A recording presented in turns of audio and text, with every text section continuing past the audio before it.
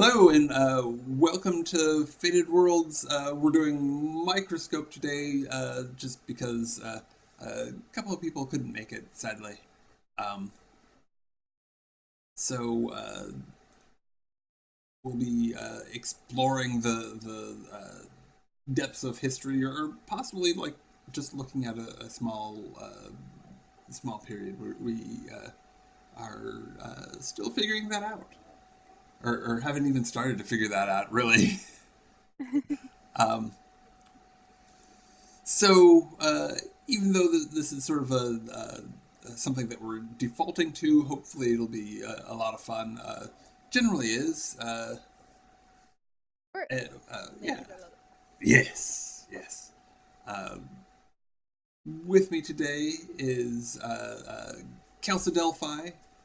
Um, who Hello. is? How are you doing? I'm doing pretty good. Although you have our cameras switched. I It do. shows you as Okay. Tassa. Uh, That's okay though. yeah. So how do you feel about your new name, Kelsa? I mean, Hassa's a pretty cool name. I'll accept it. Kelsa's pretty neat as well. Yeah. I Okay. mean, Uh, we can just yeah. trade. It's fine. Yeah, definitely. Yes. Uh, other Kelsa, how are you doing? I'm doing fine. I'm doing great. I'm in Germany right now, seeing a Cool. friend, and yeah, having a good time. We're gonna make it more awesome. Very cool. Uh, So, what kind of microscope game did we want to play? That is a good question. I mean, does anybody have any ideas? I like. oh, go ahead. No, please. You had an idea. Well, okay. I think I was doing a random as a placeholder while I thought, Oh, okay. which is a bad No, habit of I was mine. gonna say that I like Tassa's idea of um, doing something modern, but like adding an event of like the development of magic into the modern world. Like that sounded pretty cool. What we Okay. could do is like we could either start in our past in the modern world and say events that changed, or start in the present and say like events that changed from now. It doesn't just have to be magic. The theme could just be events, and then we could turn that into however wild it becomes. Hmm. Okay. This is sounding a little bit like a session that I did not too long ago, where it was Mm-hmm. sort of modern world, but like we like started in like the 20s or something, and then uh, went Or forward. is it the But the one we're seeing right now, the magic one? oh, yes, indeed. Although that's not the one I'm seeing. Should Let move us over me then. switch it over. Yeah, There we There we are. go. there. Okay, here's a nice clean one. Um, but I mean, if we did do that, we'd probably go in different directions than the last one, so it'd probably be fine. Um, Sure. I mean, you can tell us a bit about the last one, so we can say that that's on the palette ban. Like, we could just put the last one on the palette ban, yeah. or events from the last one. uh, so that one was uh, modern world, except that uh, something happened to allow magic in, and then history sort of diverged from uh, the one we know. Uh, I mean, we could do hmm. it starting from now into the future, where every event goes into the future rather than into the past. Yeah, How yeah. do I you mean, start? I think that would definitely be different enough. And If we could turn it into a very different kind of magic. I saw that that was wild magic. Maybe we could go for a very different, like either very scientific or very study type of magic, or more of the what I said earlier, the kind of collect the Pokemon or collect the cards or whatever kind of like magic where you collect items to do magic or.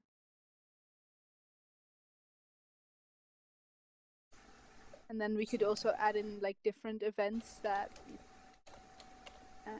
maybe the discovery of aliens, maybe aliens bring the magic, maybe it's alien artifacts.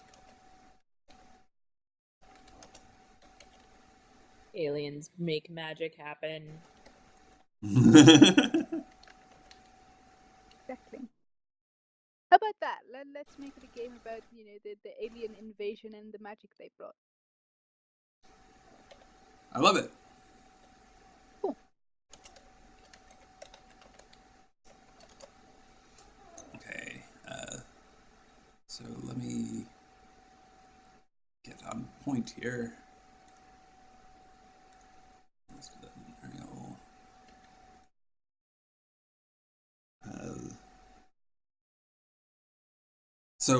go. Big picture is alien invasion and the magic they bring, or the consequences of the magic they bring. Let's say magical artifacts that they bring. So if people can't use magic, they can just use objects that create magic. To differentiate it a little, but yeah, definitely. That sounds good.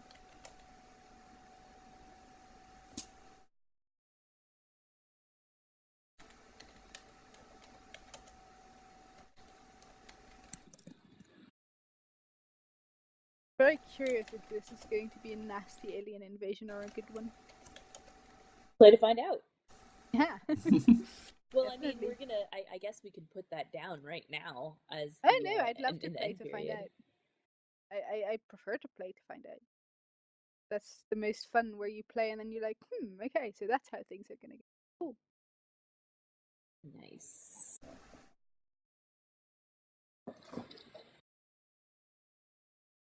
Cool. Sounds good. Alien invasion and the effects of the magical artifacts they bring. Oh, and so yeah, once again, welcome Shadow Gameplays. So what we're doing is we're playing Microscope, which is sort of it's a game about looking at a period of history and sort of developing a story about what happens. And there's like fictional history. And there's like a specific rule set for how that is developed. Like at first, we start off very collaborative, and then we're going to go to a point where we're just sort of taking turns adding bits in sort of a semi-structured fashion. And it's something we've done, a number of times before, and it's a lot of fun. It may even be cooler than it sounds. Yeah, and it's very useful as a tool for world building, for instance, for a role playing game if you need to develop your world. Totally, it's amazing for that. Especially for the story part of the world, like it doesn't really create geography or something, but it creates, the juiciness, the juice, story juice.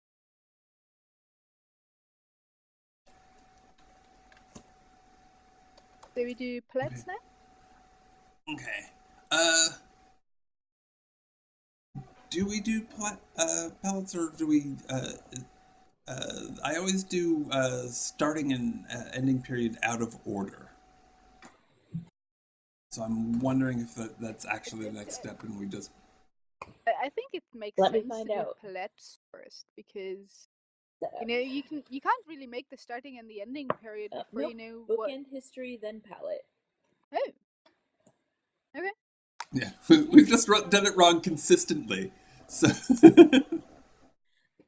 we always do it wrong, but that's okay.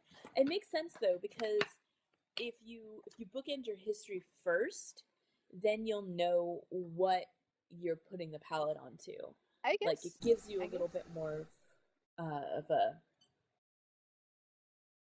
an idea of what you're like. Fair enough. If you think of it as like your thumbnail sketch of what we're going to do, and then the palettes are the colors you're going to use to color it. Fair enough. Well, So, I suggest present day for starting period. Yeah, I totally agree. Ending period. Well, okay. So, But- actually, present day. Do we want to do like starting from the moment of invasion, or do we want to do like a period sort of encompassing like days or months before the invasion, and then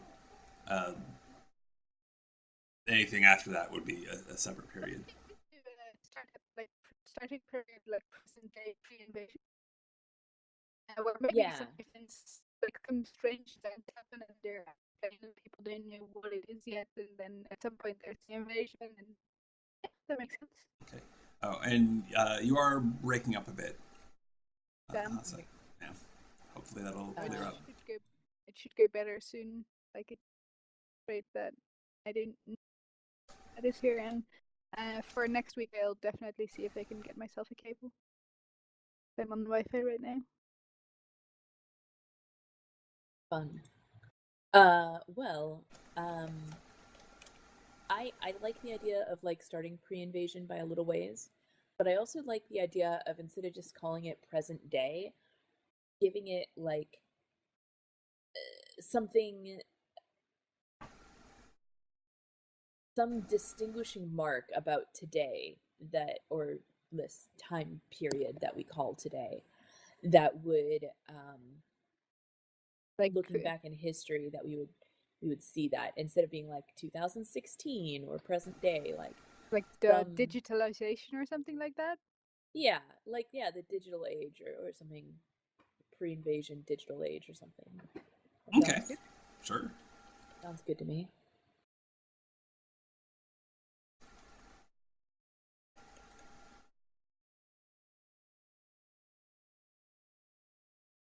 Ending period is difficult. So how far do we want to see this shindig? I mean, I think we should definitely do the whole invasion. So we could end the like post-invasion, but we could also like go further into the future and see like what the long-term effects on the world are. I don't know.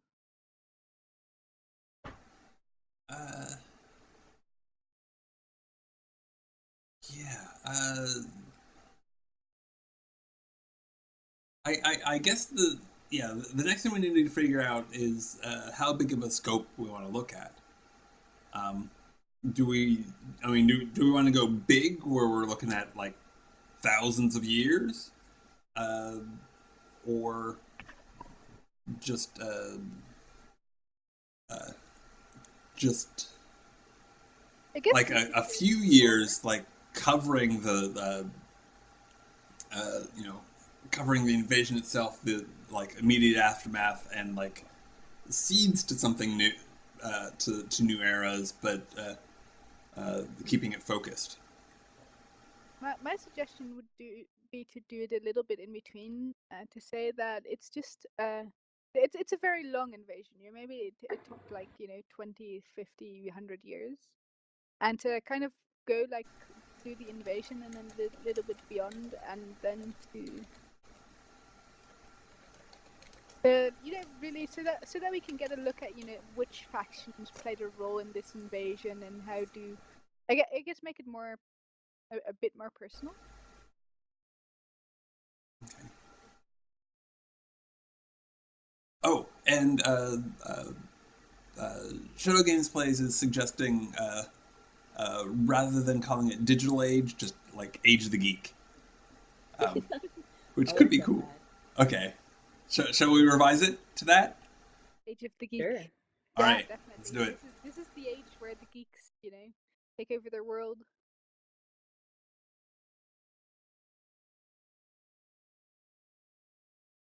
Careful, jocks. Here we come. I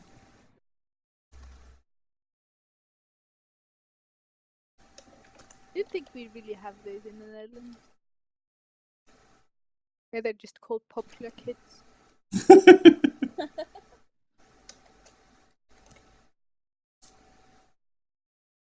the popular kids, and then the rest, and then the even less popular kids.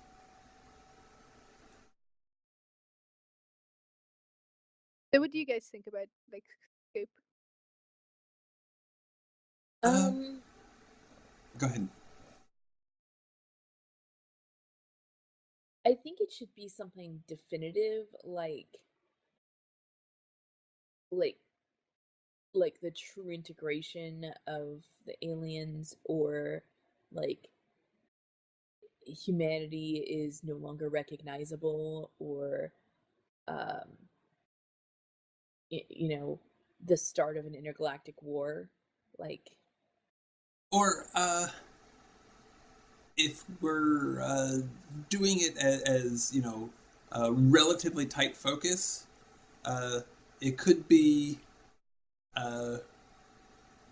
we're ending as soon as use of these artifacts becomes mainstream. Like as soon as like if you're looking at zombie cinema, as soon as like Walking Dead becomes a big thing, it's sort of you end as soon as it's no longer just a thing for a small scene. We could do that, but that might take a very long time. Something that we could also do is like the end of the invasion. It could take a long time, where it could not. That's the point. And the nice thing about Microscope is that the scope of whatever you're looking at is nebulous, by design of the game. We could definitely do that. Sure. Okay. Let's do that.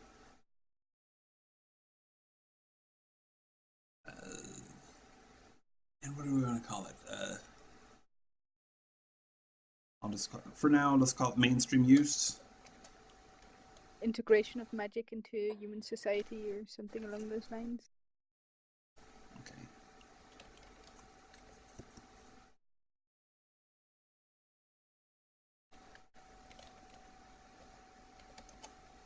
First Hogwarts has been created.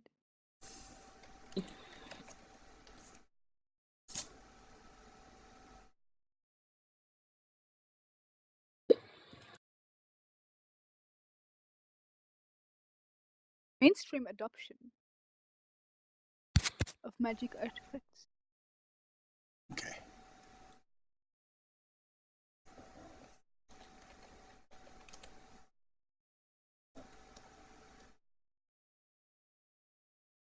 Done. Give me one moment. I want to adjust a lighting situation.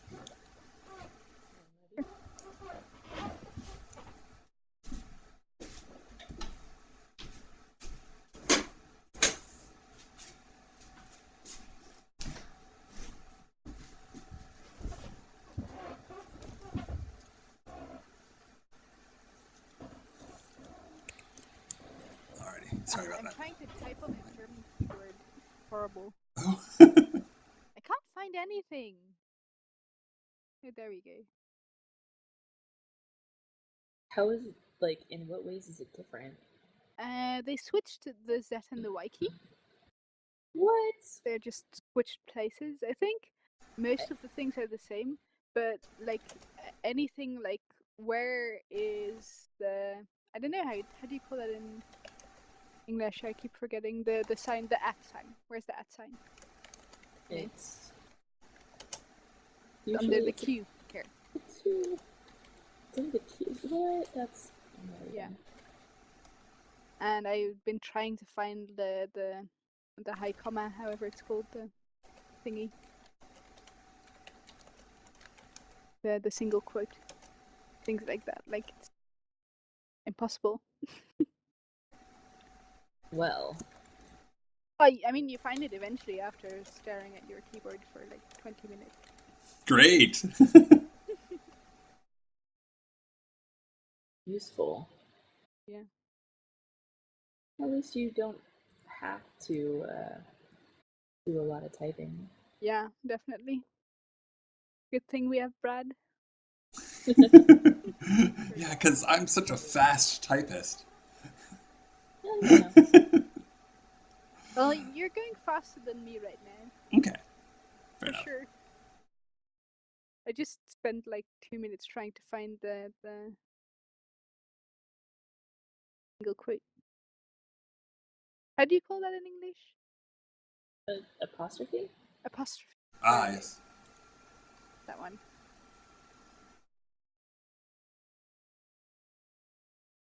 So, shall we go on to palette?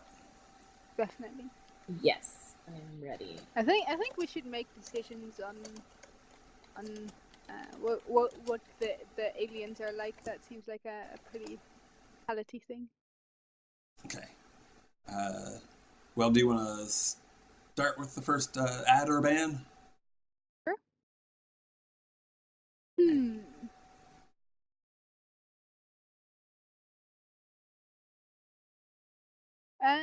I mean, let's ban any natural or wild magic.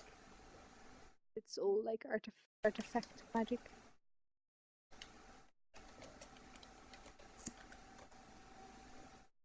Makes sense to me. Thinking about what type of aliens, but I didn't really have a good idea. I kind of imagining those. Have any of you guys seen Revolution? I haven't. I'm not sure if I have. Was that The television series? television series like started several years back? Might have been. Yeah. Okay. They have aliens, like they kind of have these like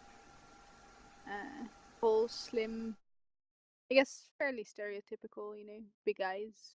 Mm-hmm. I think light blue skin, if I remember correctly. Yep. Yeah, I'd actually be up for having them be like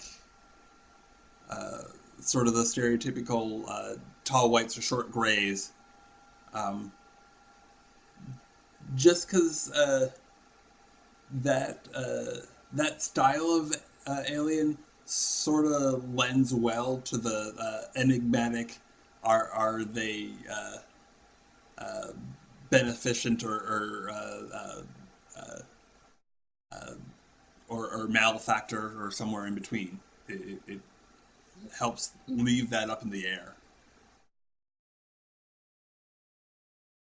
Yeah, like they had two types of aliens. I remember a spider type and the very like general like Okay. No, I big have seen eyes, that show. tall skin.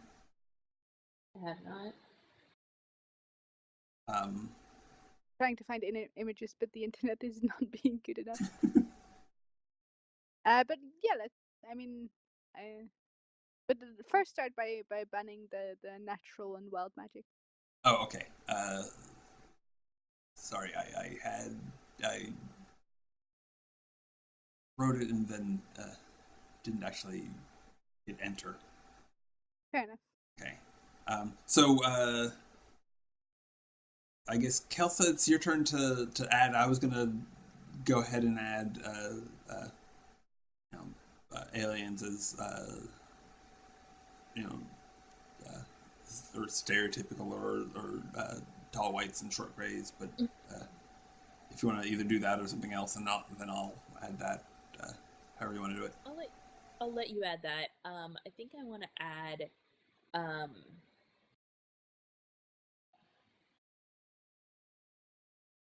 I want to put in as an addition. I want to put in the advance of space travel, like um, contact with aliens has brought up like space travel.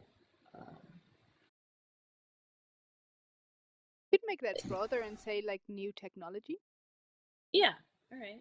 I mean, yeah, I definitely Well, want to see some new technology going on. okay. So that, or did you specifically want space travel? I mean, new technology is pretty all encompassing, so I'm gonna leave it there.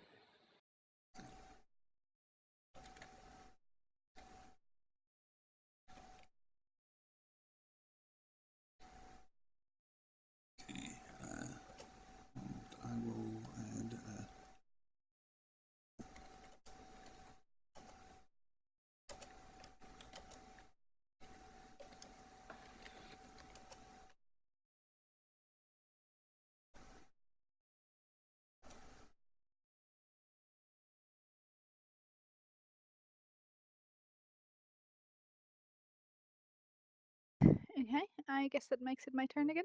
Yep. Okay, I want to, whether the invasion is good or bad, and whether the aliens are peaceful or trying to kill us all. I still want either way. I would like to be there. There to be at least under a small group of people, but how widespread it is, we'll see in game. I think a guerrilla style revolution, whether that's just a handful of nuts trying to be like, get off our planet, even though you're doing everything for us. Or whether it's full blown, we don't want to be suppressed, help us. Be decided in play, but I like the idea of having guerrilla revolution.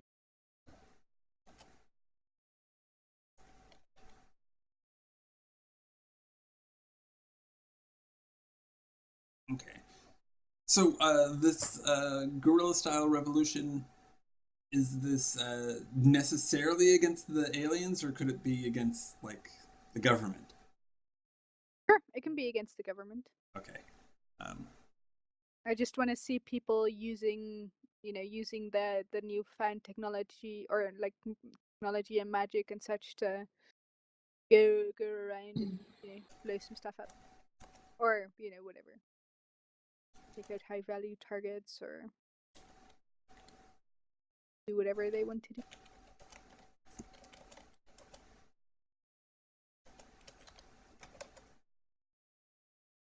Okay. Kelsa? I do not want to explore the religious implications of this. Let's just put religion on the back burner. All right.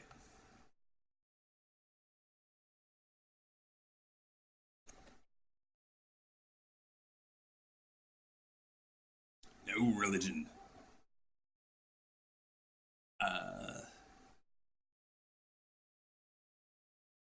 Okay, I want, I think, to sort of further refine that guerrilla revolution.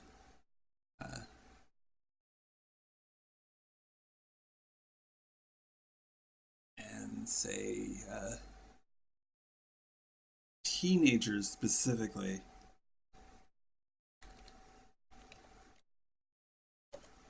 Sure. With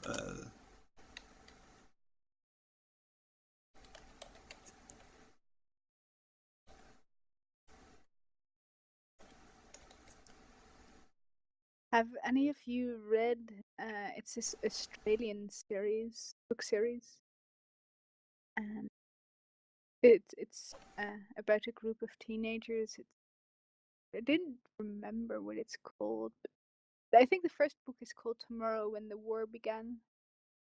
About this group of teenagers that just suddenly find themselves in an occupied Australia, and they kind of become guerrillas.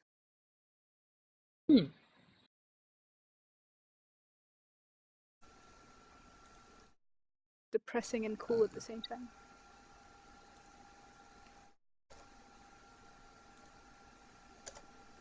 Yeah, I hadn't heard of that before, but it sounds intriguing.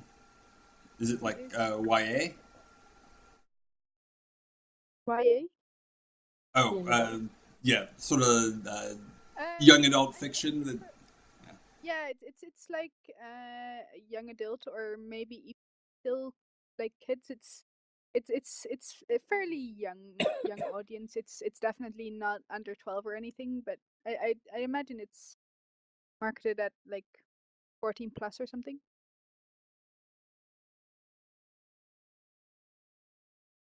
Maybe 16 plus. Not sure.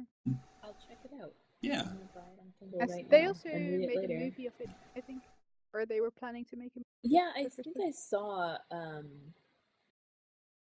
something about that. Hi. Oh, jeez. Hello, cat. Come here. Come here. Come here. Come here. You want on my lap? You gotta come over here.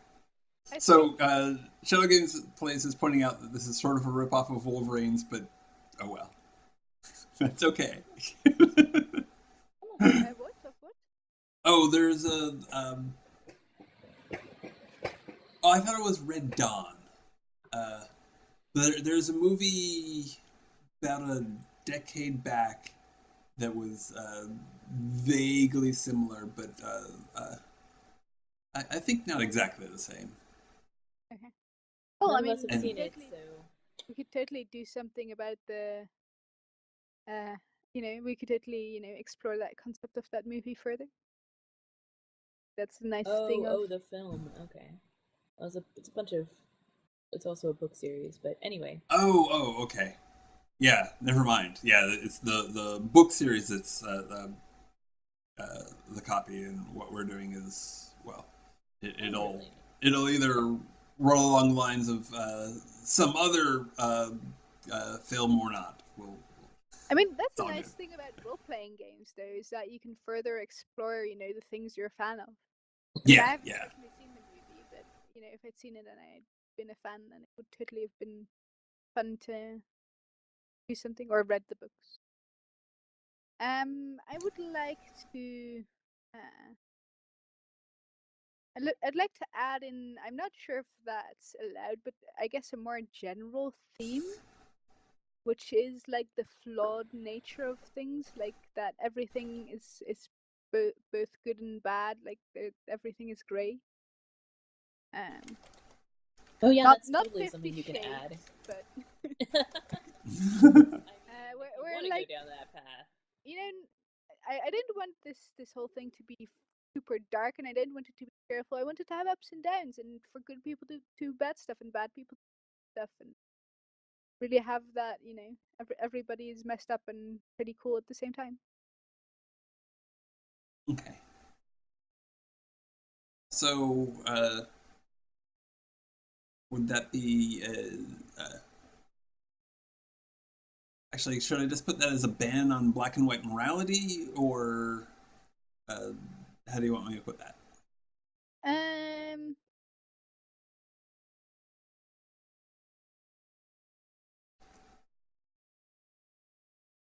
you could just write down in palette, add flaws and virtues are mixed or whatever.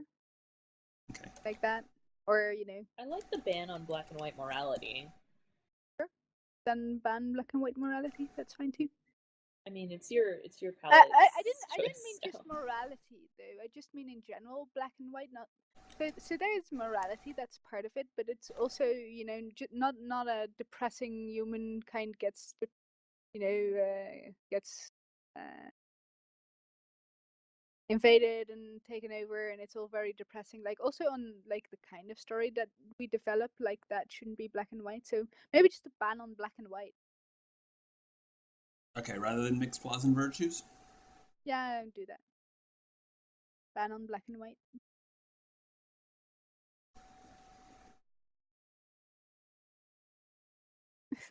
Here, we're making Brad type. Well, he's the one with permissions, so. Oh, Anyone I can think you type. can add text. Should be able to. Well, we can't add text to what you already added, so. Oh, okay.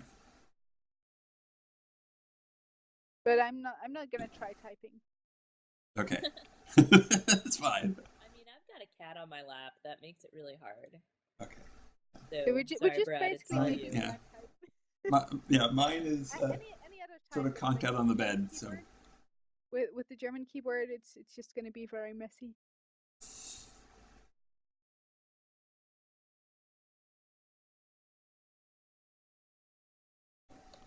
Kelsa. Let's see. Do I want to see or not see at this point? I'm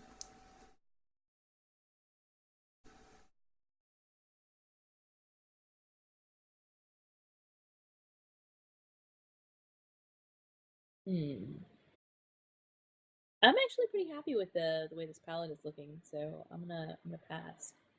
Okay.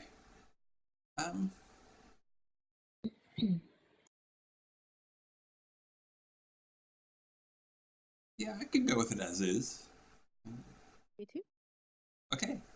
So we're done with the palette and moving along pretty well. We uh, may actually finish this. It happens Wow. sometimes. Okay. Weird. Okay. Uh, so we're moving on to first pass. I want to focus on legacies again. Okay. Well, That's the most yeah. I mean, interesting generally, legacy. first legacy doesn't kick in until uh, what? After we go around After the first first turn. focus. Yeah. Okay. Yeah. And the first focus doesn't happen until after the first pass. The first pass is basically where we get to fill in some more of the history with no constraints. You can add another era in between the starting period and the ending period. You can add another period, or you can add an event under one of the periods that already exists. Fair enough. An event was a cutscene thing, right? That is a scene. Oh, that's a scene. Event is like a specific like Fair enough. event. Yeah, Yeah. it's one level under a period. Yeah. Okay. Sure. Okay. Okay. And Kelsa, do you want to do the first entry in the first pass, or? Oh sure. Okay. I think we definitely need a period that is the invasion begins. Probably. This to there and.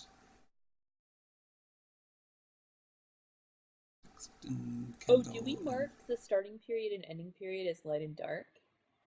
We need to do that. No, we didn't do that thing. That's kind of important. Okay. Okay, so are we gonna? I mean, Age of the Geek has to be light, right? Totally. Duh. And I think the integration of magic artifacts into society, I think that's also light. I mean, you could make it dark, where the magic twisting everything. But That's yeah, also light cool. makes sense. That's interesting. I like it. Yeah. One second. I'm gonna switch scenes for a moment to find True. a nice, pretty.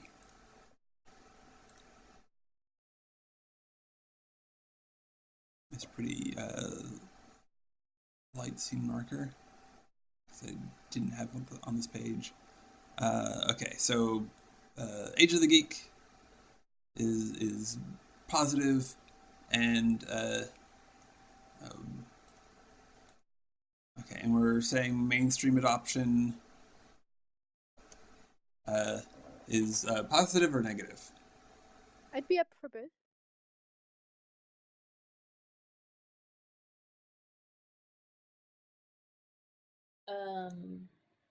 I think the invasion is negative.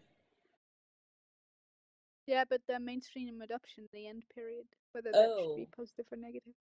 I don't know. It could go either way. I think it's more interesting if it's negative. Okay. Okay. Will be negative then. Dark, not negative. Good with that. Yeah. Okay, and then.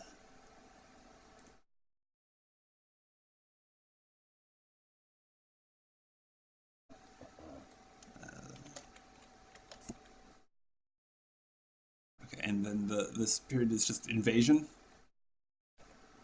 Yeah, the invasion begins.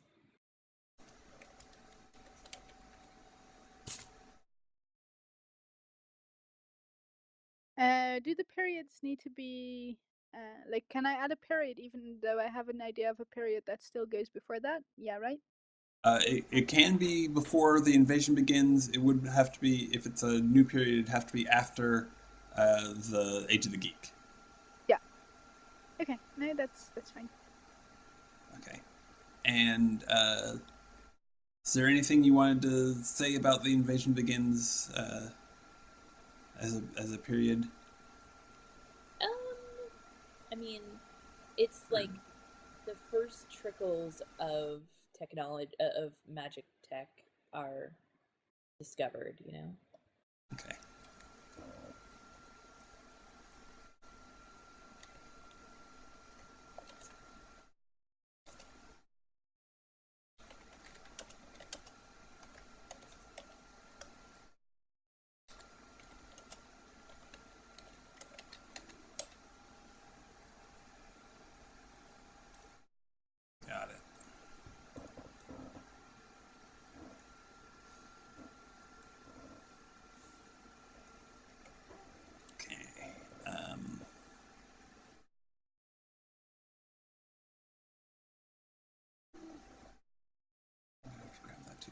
Uh, so I think I'm gonna do an event in uh, pre-invasion where do we want to do that?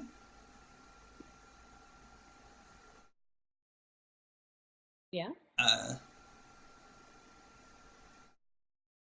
yeah, I think before the invasion itself, uh, like I'm thinking that there's been visitation for like thousands of years, uh, Mm. and there we go.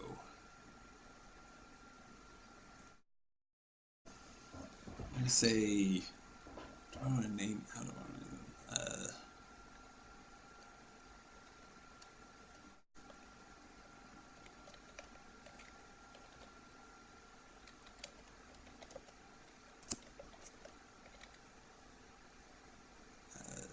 Drake.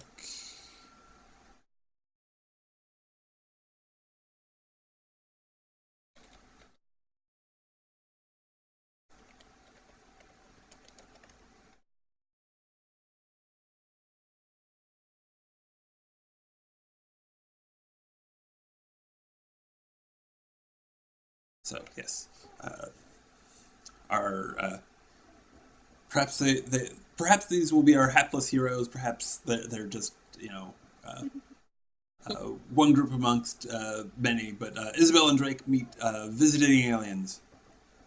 Are they teenagers? They are teenagers. Of course they are. Obviously, they need to be. Yeah, yeah. I mean, if they were, say, adults or over 30, then they couldn't be trusted. Certainly. I would like to create a period Okay. after invasion begins. All right. Obviously, many things may happen in between, but I want to create a period that you may call the ARS, which is the Alien Regulated Society. Oh, hold on. My cat is trying to eat my breakfast. Is it a particularly tasty breakfast? It's croissant. So sorta, yeah. I can't blame the That cat sounds then. good. Yeah. My cat just need cuddles. And some of the croissant, right?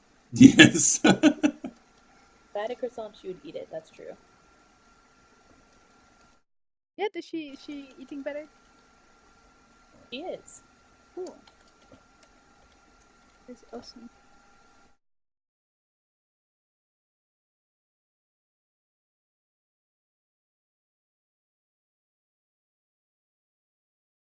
You can leave the ARS out if you want. I just thought of a shorter way of saying it so you didn't type so much. Well. But thank you. And I'd say it's light. Still need to put a dark spot that the invasion begins, by the way.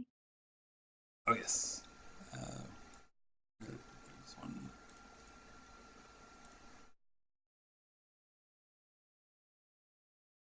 Yeah, and I think it's it's a period of maybe people hate it or whatever, that may be fine, but I'd say it's still light because it's a period of fairly peace. Like there's not much uprising or not much successful uprising, not many deaths.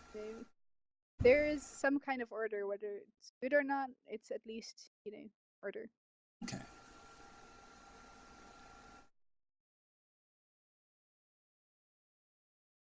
And that is our first pass, right? Yeah. Yes. Okay. So does that leave me as focus? I think so. Stuff it. So let me see. Oh, I remember focus and legacy. Cool.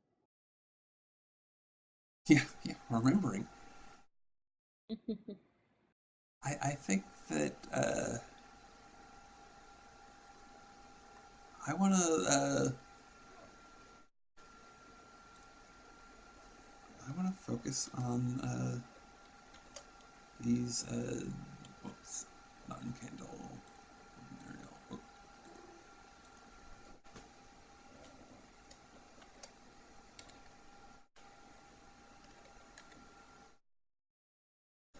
Focus on teenagers. mhm. Rural teenagers.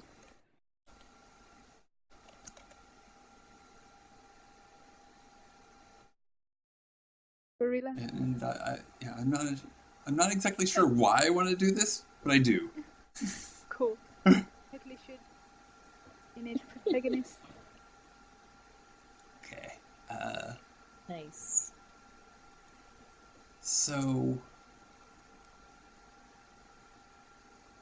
I think after the invasion begins,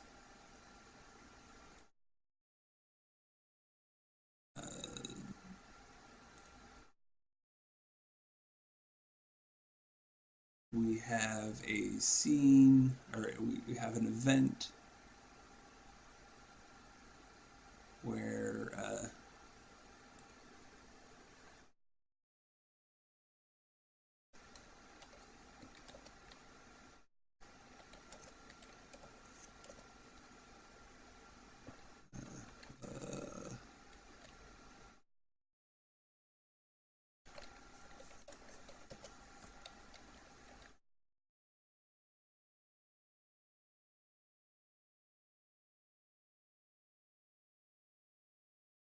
kids find the first artifact,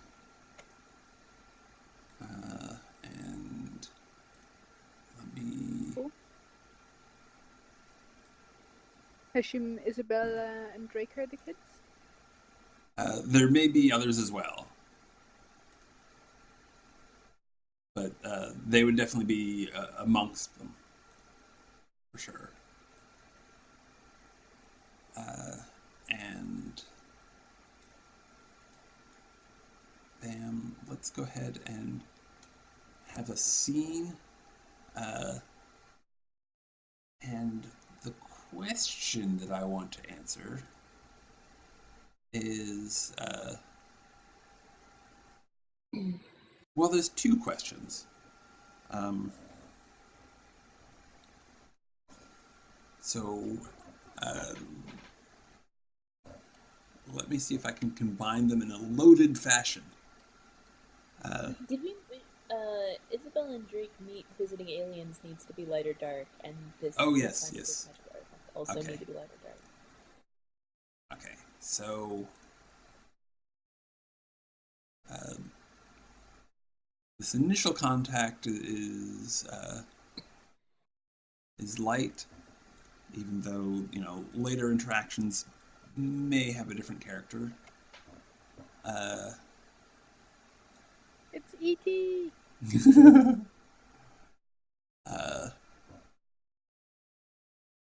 And just to make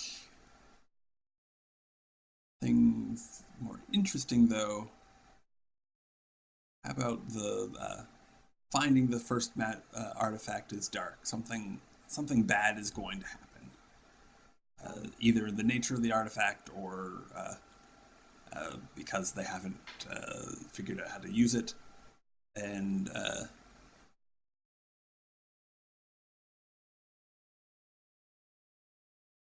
the so the question once again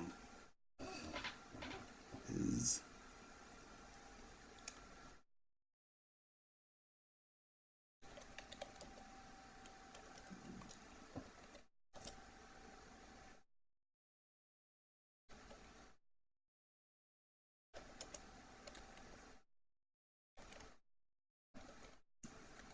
how do the kids' personalities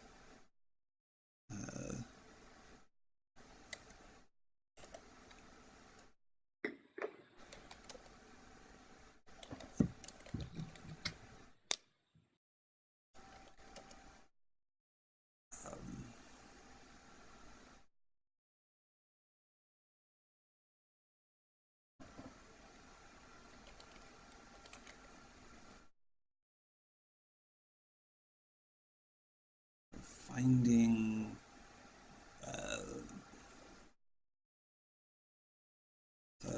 Let's name it. Let me see. What should this thing do? I think it shouldn't be holy weapon. You know, I think it should be sort of a more of a utility artifact. How about?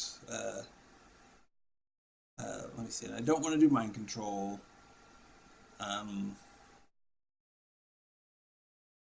It could just be a household thing, like, something meant for, I don't know, cleaning a certain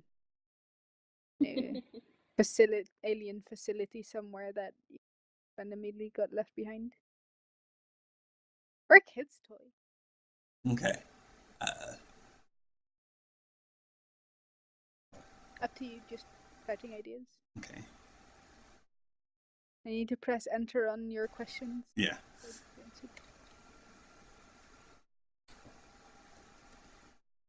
Okay, I'm going to leave that. It's.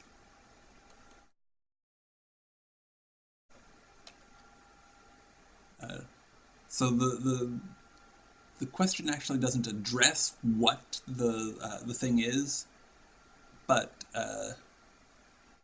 it's something that will probably get answered in the scene because I imagine it would. I think that calling it the purifier loads it enough with Very sensible for cleaning. Yeah, it could just be a harmless cleaning device. It could be. Maybe it's an air purifier. Maybe it's a person purifier. It purifies someone's emotion. Definitely a lot of options. Purifier, as long as you.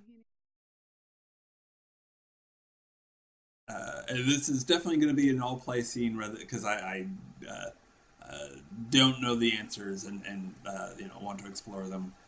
I think that things are a lot of fun in Microscope to play out. I think that required is Isabel and Drake. That makes sense. But the that third spot could be anything. Okay. What order are we in? Because we go backwards order to do this. So who picks first? Is what I'm trying to say. Then, if it's backwards order, then you go first. I imagine. Since normally we go from left to right. I think. Yeah. Okay. Cool. In that case, I will be Isabella. Cool. I would love to be Drake. All right. Awesome. And I you know what? I'll just be time and do like weird outside forces. Cool. So. That does seem like a little bit like we get inside our heads, but tell me a little bit like where are we? Okay. I think totally we're in the middle of the suburbs in it's not necessarily America, but it has like this whatever this place is, it has like sort of a bland Midwest culture, but it could be somewhere in Europe that just has that bland Midwest culture feel, despite. Drake and Isabel sound like at least English-speaking names, so America makes a lot of sense. Okay.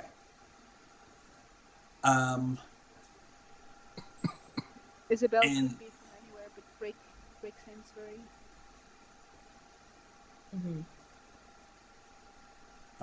And I think rather than there being like the crash site that is such a common scene or trope in alien invasion media, that it's just sort of a hole opened up in let's call it Drake's basement. So like sort of a la Terminator. There, like there's like a flash, and there's this huge divot in the basement, and lying there is this uh, strange alien artifact. It's big. It could be held in hands. It's like it's about the size of a bread box, as uh, the old description of the size of thing goes. Um, and I think it's like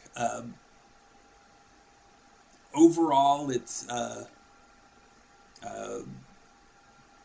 black with sort of a texture and feel to it that is somewhere between plastic and metal. You can't. It's not either, but you can't tell what exactly it's made of, and it uh, has uh, you know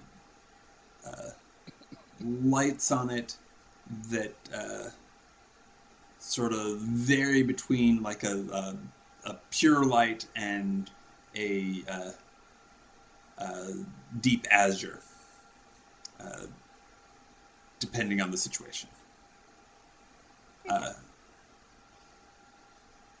and I guess that's all I'll do in terms of setting the scene. I'll let you guys like uh, integrate into how you come across it, whether you just like hear it like a zap from the basement, or why Isabel may be visiting uh, So as we I, go. I have an idea. Um, Mhm. I was thinking that Drake is this a bit of a geek, of course, Mhm. Mhm. and he's got a crush on Isabel. So he already found this thing, and after waiting a while and seeing that nobody exploded, he was like, "Oh, if I show this to Isabel, then we're totally gonna score points." So yeah, he just ran to Isabel's place and was like, "Isabel, come on," and he was being like super secretive, like, "Come on, Isabel, got All something to right, show you." yeah. So, doing our little like peek inside the characters' minds quickly. Um, Isabel likes Drake because he's like smart, and she needs cat. You're so dumb.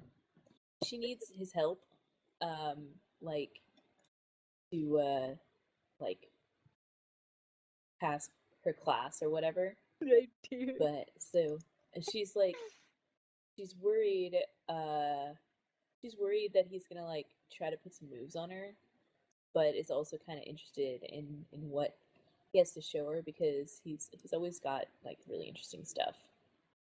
Cool. I like how this starts with completely mundane, teenager problems. I know, Okay. right? It's the best. Well, I'm totally like beckon Isabella along and pretend that this is our little secret, and like, okay, stand in front of like the cellar door, look her in the eyes and be like, "You can't tell anybody about this. Promise me." All right. What is it? We're not getting in trouble, are we? Uh, Drake just gives her a wicked grin, grabs her hand, and opens the door and pulls her inside and says, "Look." Oh, actually, there's something I'd like to add. Right as she promises, uh, Drake feels like this pulse, um, and there it's like uh, that promise is something momentous, something being locked in. Um, and he can totally feel it, though he doesn't necessarily know what it is. And uh, Isabel may feel some of its reverberations as well. Yeah, I think Drake just thinks it's his own, hormones raging.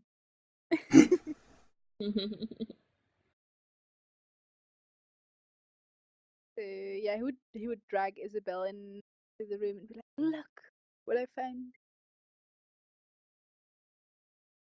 What? What is this? I don't And, know. and it, Can I you touch know, it? yeah, and it brightens as they approach. I hold her back. Be careful. Be careful.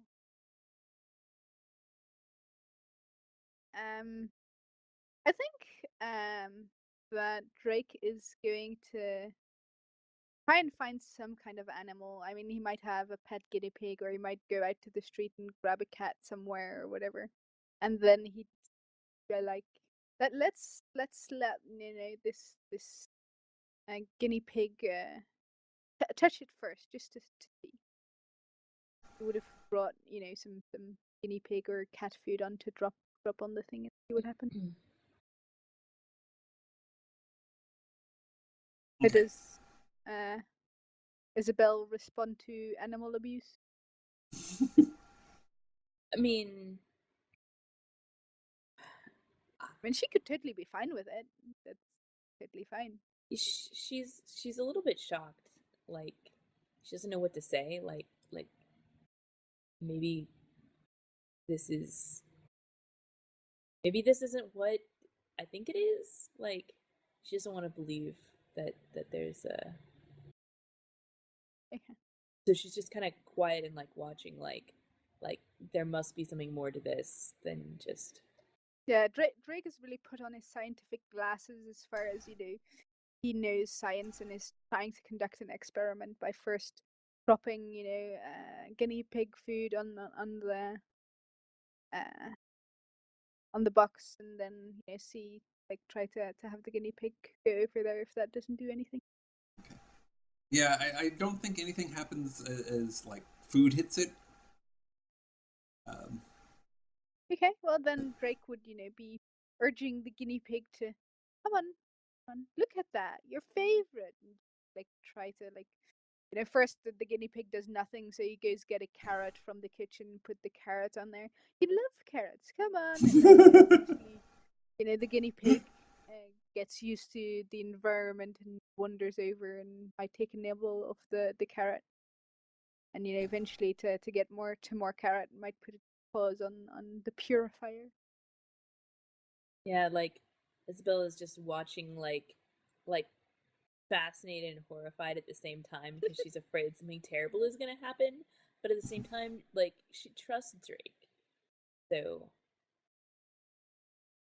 she's just kind of waiting, like, Drake is totally, like, this is if he gets the safe. feeling that she trusts him, he's totally being like, yeah, of course, this is safe. Don't worry. I like, he doesn't really say, like, I deal with this stuff every day, because that would be very realistic. But he'd totally be like, yeah, sure, I got this. Trust me. so I think as the guinea pig starts to chew on the carrot with its mouth and nose kind of working in that cute guinea pig way, uh, as it touches the device itself, um, its eyes flash like a brilliant cobalt blue, um, Wow. uh, and it turns to look at the pair, and they uh, both hear on a level that is somewhere between uh, conscious and subconscious. Uh, I'd really like to a bit of sweet hay as well.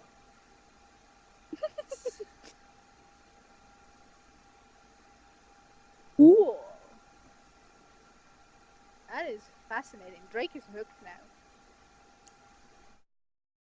He just walks forward like amazed and like he tries talking to the guinea pig. Like how about some singularity?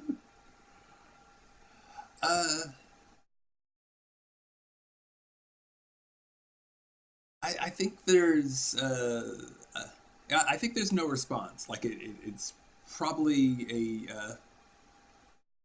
either a one-way thing or a one-time thing or otherwise idiosyncratic. Okay.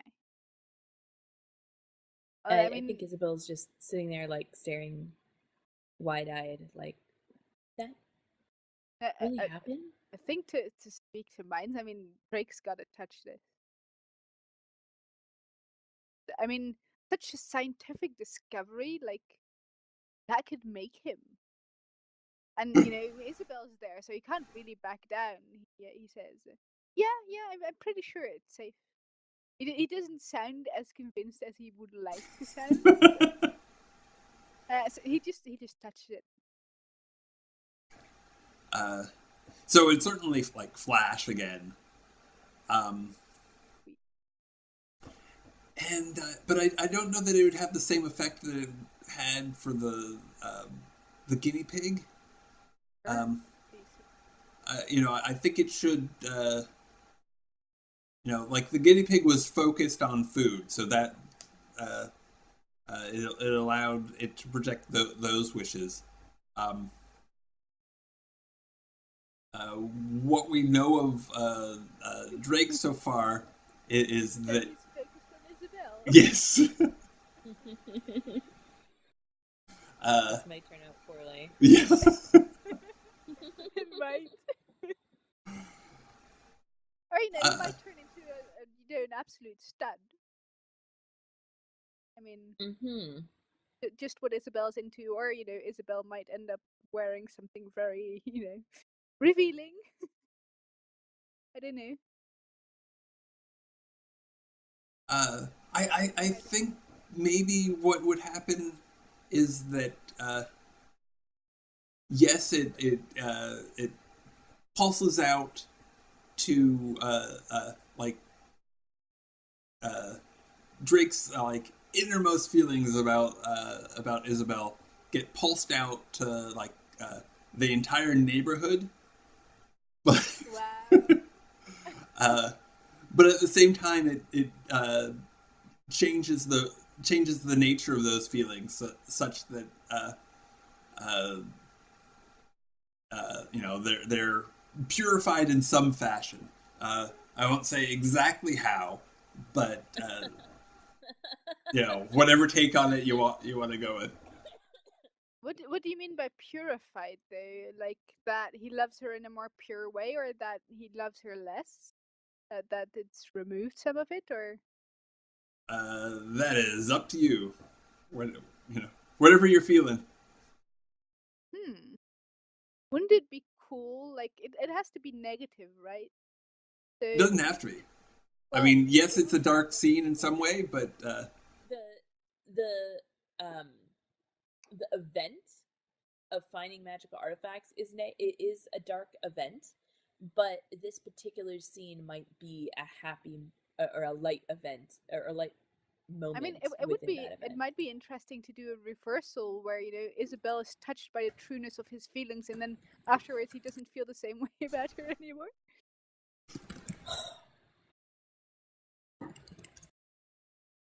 I'm sure it would be very frustrating. That would be pretty great. I love it. It's terrible. Okay, so that just like outpulses this like this thoughts of how amazing Isabel is, and this way that he looks at her, how she's never really seen herself, and how amazing she is, and then afterwards he realizes, yeah, she's cool, but kind of like a sister. Nice.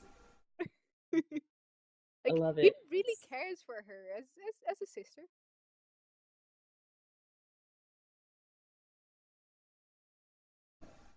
Um, so Awesome. does that? I mean, that sort of answers at least half of the question. But I don't know if we want to end it right there, or do we want to have uh, Isabel touch it and have That's something okay. effect with that? I mean, I Isabel mean, should touch it. I want to know how it changes Isabel. Okay. okay. I suggest though that they don't know at that point that the whole nation heard that. Oh So, yeah, totally. you know, and Drake is happy with this newfound peace in his heart, where he's not trying to win Isabel over anymore. Just now he knows what he wants from her and how he feels about her, and it just feels so good. And so he's like, "Come on, come over here, Isabel. You should try this too. It's amazing." Yeah, yeah. Um, so she walks over and she touches it. I'm trying to think like what driving desire. She seems to be at that point fairly materialistic, because she just cares about, or maybe very like ambitious, because she cared about having him help her with school, right? Yeah, I think that's true. I think she's pretty ambitious. Like she wants to better herself and her education. And she's willing to do whatever it takes to do that.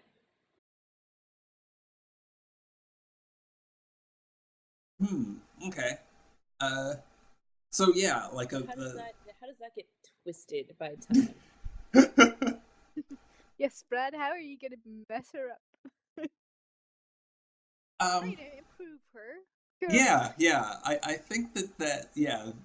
So what gets pulsed out is the I guess pulsed out and sort of burnt off is uh, her like reservations, her like uh, trepidation about this just the worry about uh, both the that school issue and uh, that sort of thing. And so, like everybody in the neighborhood feels that, um, but what's left is Bella gone wild. Now, but but Yeah. We what's should do a left bunch more is scene with these guys. They're awesome. a pure ambition. Uh, mm, uh, pure ambition. largely to better the world, but in some ways it may be uh, that that ambition is both sort of light and dark, and that hasn't been purified out. It's just Mm, magnified. I know. nice. All right. For good and for bad. Overall, is this a light scene or a dark one though? I mean, you could Uh, say that they lost who they were, so in that sense, dark. But I mean, story-wise, it's really cool. So yeah. Hmm. Well, okay. So I'm gonna uh, uh, call it light, although uh, I'm not sure how this contrast between uh, finding the artifact being dark and their personalities uh, affecting the outcome being light will play out. I mean, them finding the art, like something in the, what happens in the neighborhood afterwards, may be dark. Yeah, It Hmm. may be like witches and piss them out of the neighborhood and everything. yeah. Like everybody in the neighborhood knows something happened, Yeah, and but perhaps that they uh, they know sort of a lot of details about both Isabel and Drake that they didn't before. Yeah. Some of the other kids that like Isabel might not agree with, even though Drake is like, but guys, it's like a sister, really. Really, we don't believe you anymore. Okay. Well, like Isabel got that feeling also, like, so she knows, right? Yeah, she knows. Yeah. Or Well, So, no, like, she knows the original stuff that was sent out, like how he felt before. yeah, but she doesn't know that it Oh. changed. Yeah, exactly. So that's the whole drama where she thinks that he's in love with her and that make her more interested into him, and he's like, well, whatever, friend zone. He put himself in the friend zone. Yeah, basically. Really, I love you more like a sister. Like, you don't have to pretend. I know how you really feel. Yeah. And Hassa, Yeah. do you want to do a period event or scene? Let's see. Teenage protagonist. I mean, that has to be, the rebellion. Definitely gonna have to make a period called the rebellion. It is filled with teenage protagonists. And is this before or after Alien Regulated Society? Let's say after. That makes sense. We should give our group of teenagers a cool name. We can do that as an event, I guess. I can do that as an event later. We should give them a cool name. Like they probably gather some followers and start some kind of the whatever as a group and turn into a rebellion.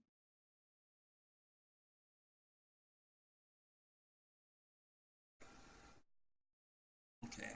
And Kelsa.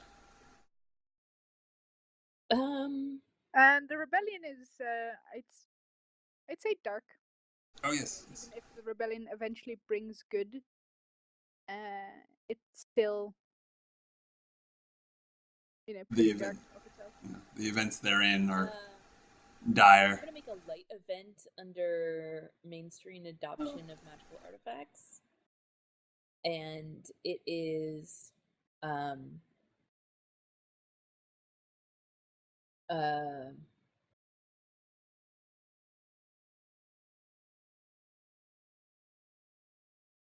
persons aged between 14 and 20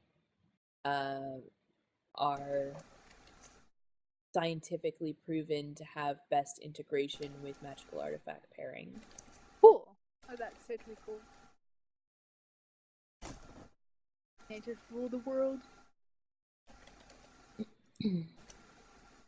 Oh, this would be such a cool game to play.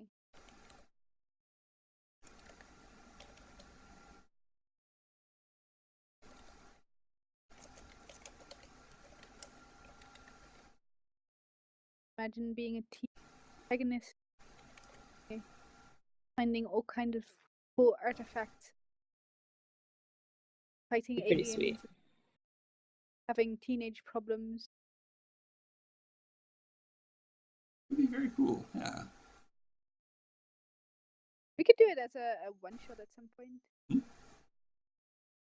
or a 3-shot or 2-shot or whatever, but something like that. Yeah. Yeah, I'd kind of want to do it in like like with apocalypse system. Oh, that would be like Apocalypse World, or yeah. Numenera might be a good one. Yeah, I was just thinking like sort of some sort of modulation on Monster Hearts. I've never played Monster Hearts. Is it good? It's way cool. Monster Hearts is fun. Definitely could then. Like Numenera would lend itself very well because it has the whole artifact system just built in, so that would be super easy. But like, I don't feel like the system really offers something where you're like, oh yeah, I want to play that game because it has that.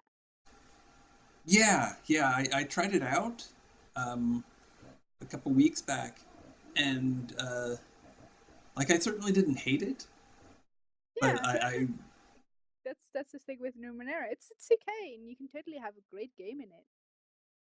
But yeah, it's not Blades. yeah, I wasn't blown away by uh, the like built-in tools for encouraging roleplay. Like you could build interesting characters, but it didn't have that feedback system between playing out your personality and uh, uh, and the uh, you know sort of rewards for playing. I love it when those two things interact. Yeah, Um, true. I think that makes for uh, sort of the best games. Yeah, true. I agree. Especially if that also helps the GM come up with inspiration. Like if you have that like trio things, then or that I guess Yeah. that flow, like player plays that character, gets reward for that, GM comes up with inspiration because of that. Like that's seems to be a really nice thing that a lot of games seem to be able to make work really well. Yeah. Uh, is this discovery light or dark? Light. Light. Okay, that makes sense.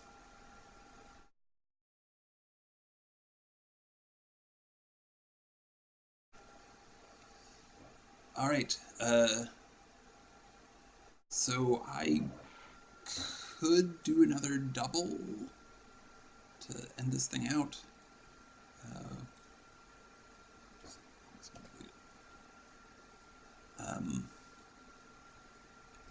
I don't know what I want to do here.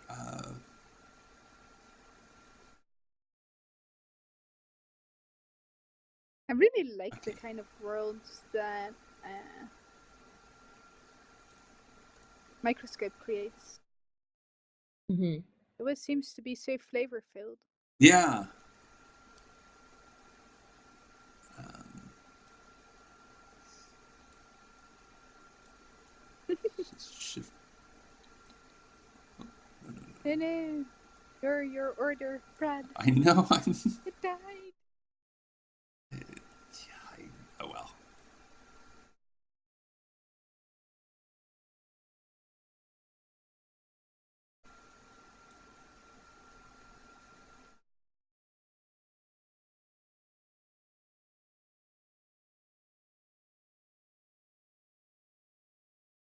There we go. And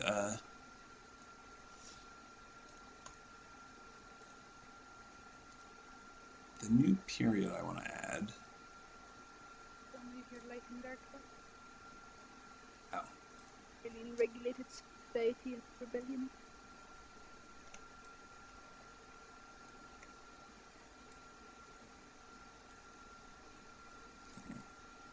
I wonder if the rebellion is going to be successful or not. Good question. Nice to leave that Okay. open for a while. See where the game goes and decide based on. And unless somebody has ideas that they should go ahead and do them.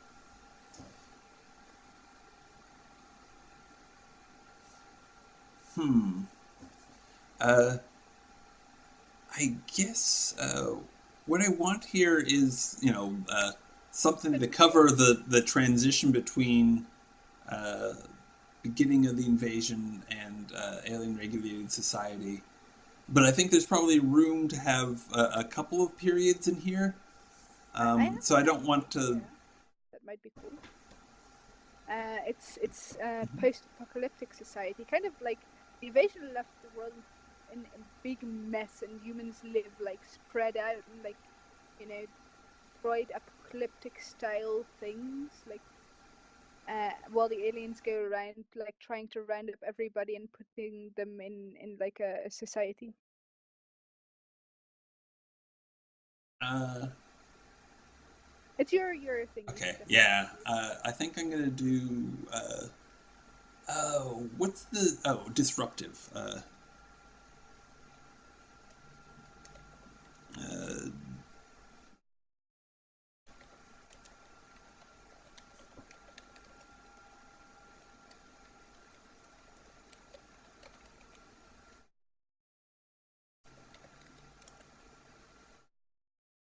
well, this is sort of an event. Um, so actually, let's call the period. Um,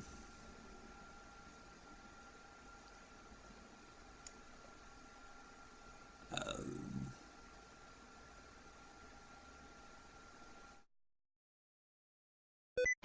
oops, sorry. I mean, you could call it, Okay. post fighting. If you want something really generic. Oh well, I'm not even. I don't know that this takeover necessarily takes the form of like a war, or I think it might be uh, They more might have just disrupted all subtle. communications and was Yeah. like, well, there you go. Um, You don't have internet anymore. no. Well, that is All your post-apocalyptic. data are wiped. No more pictures of your kids or your grandkids.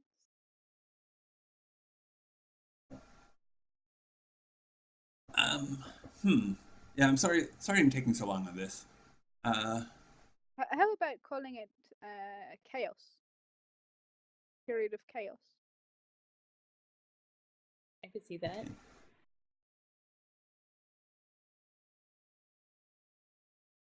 Hmm.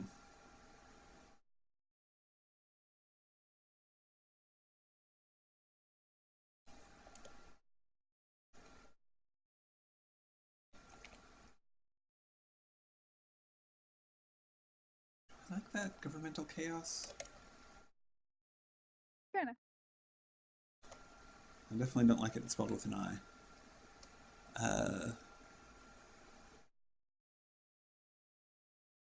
Good enough. And then an event within it.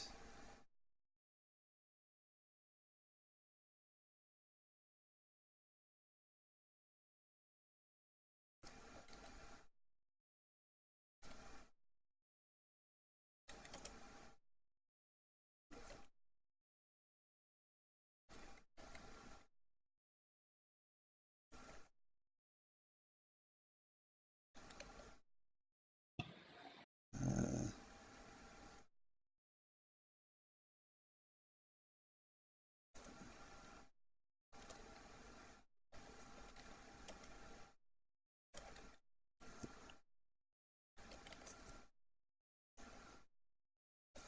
to just abdicate. Does It's that kind mean of things? weird. Okay, so disruptive human tech causes world governments to abdicate. Um, Hmm. there could be a lot in there as to what that looks like. What is Are those light or abdicate? dark? Yeah, it should be Oh, okay, both yeah. light Let and dark. me. But what does abdicate mean? Oh, Uh, like just leave office voluntarily. Okay. Cool. Okay, screw Uh, that, guys. We're leaving. yeah,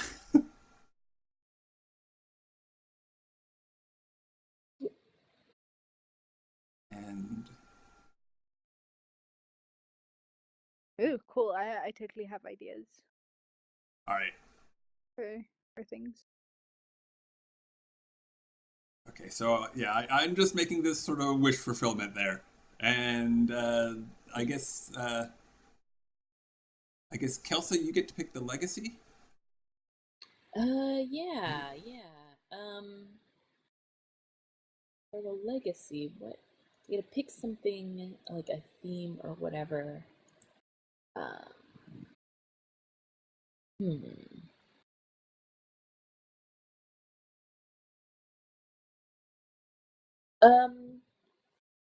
I like the theme. I'm trying to figure out how to phrase this, but basically, like the purifier, like sent out waves of like emotion or whatever, but then also changed them at the same time. So I kind of like the idea of like a legacy of like uh Motion the controlling the technology. artifacts changing you. Like, does that make It also sense? explains why the mainstream adoption is dark. Hmm. It doesn't even Yeah. necessarily have to be dark in the sense of uh, that it's bad, but it can just be dark in the sense of it's change. And if you think about it, what does a personality mean when they keep changing, and more dark in a philosophical way than Hmm. So yeah. My legacy is the technology changes you. And I'm gonna have a event. Mm, I think the event is actually under the rebellion, and it is um,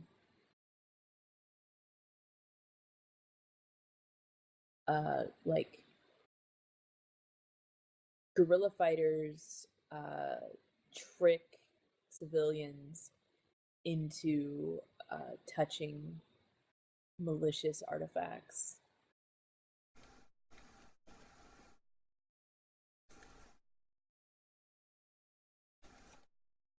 And that's a dark event. nasty. Oh, Drake and Isabel. Why? Why did it come Bastards. to this? Malicious artifacts. Yeah, like artifacts they knew are going to change them in not good ways. Cool deal.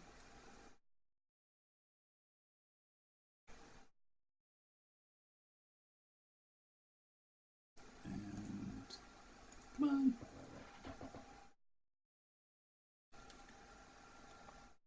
Well, I really like that One eye. legacy. It's really cool. Yeah. It gives the aliens a theme, and it makes the whole alien regulated society thing make a lot of sense too. Just we know what we're playing about now. Yes. And so now, Hasa, you get the next focus, correct? Yes.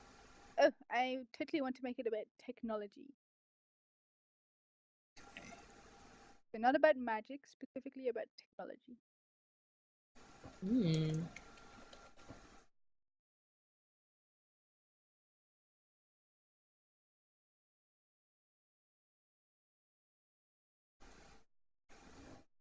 All And I right. want to create an event, the invasion. Not sure if it should be before or after the magical artifact, but it's basically should be at the fairly at the start of the invasion. I guess before, which is the shutdown of human technology, where anything that runs on electricity just stops working. Bam, like that. Whoa. All right. Aliens just push the off button and I mean, maybe it gets turned on later, but at that point it just gets turned off and it is dark. Okay. Is there going to be a scene under it? I don't know. Do you guys want to do a scene? I didn't have an idea for a scene, but if someone has a cool idea, we could definitely make a scene. Uh, Um, could go either way. I Okay. Well, don't for have a now. cool idea for a cool scene. I mean, we could do something, you know, how people survive in that world, but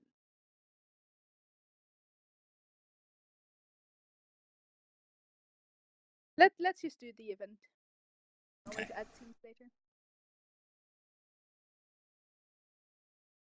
Okay, and this is electricity goes off worldwide. Yep. Just bam. Even like batteries stop working. Maybe batteries continue on for a little bit. Just anything that like generators and like anything electricity related just All right then. so that's how they invaded. I'll do it. Black as night. Which in this case is also literal. I guess. You can see the stars again. What? That's crazy. Yeah. And Kelsa. Um.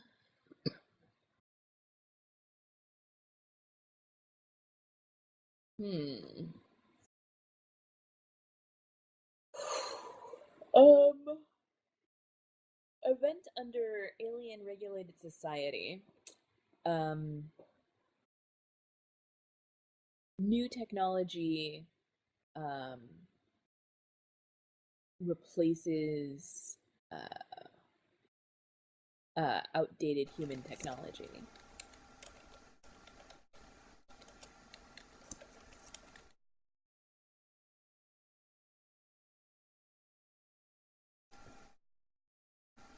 That's pretty much light. It's a pretty light event, I think, for the most part.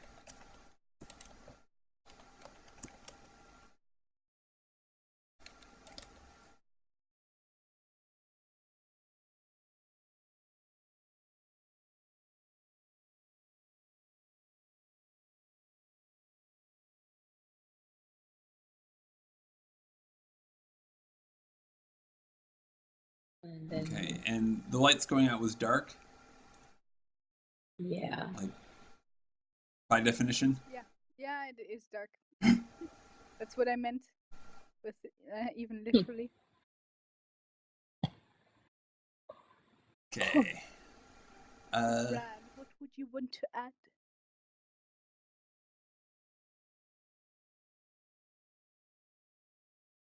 Hmm.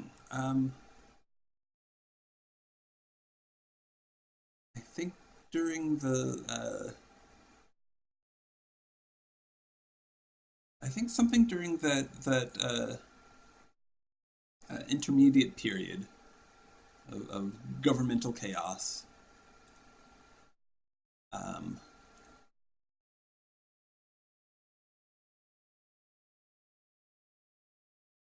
Yeah, because that begs the question: what kind of tech is it? Is it outdated technology that's rediscovered that doesn't use electricity, or is the electricity turned on again, or this is a question. uh,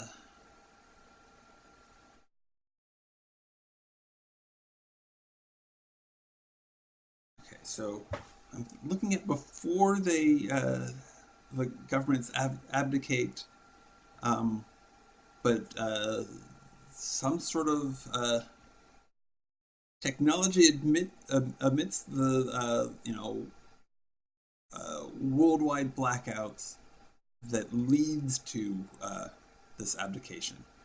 Um, without it fully replacing outdated human tech, because that happens later. Um, so I think mean, it's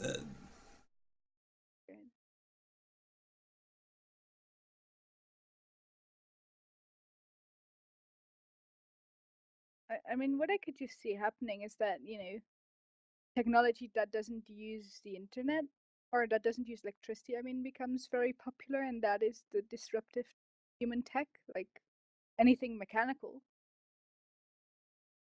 would still work.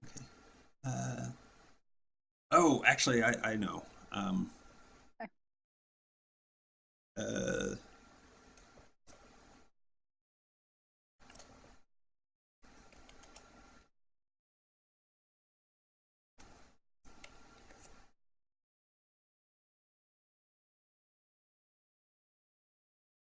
Hmm. create. Uh,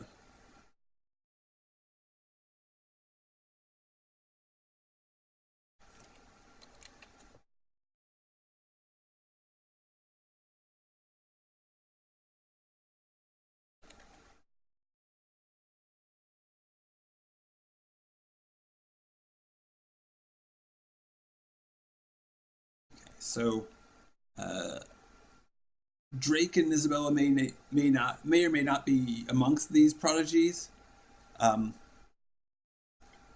but uh,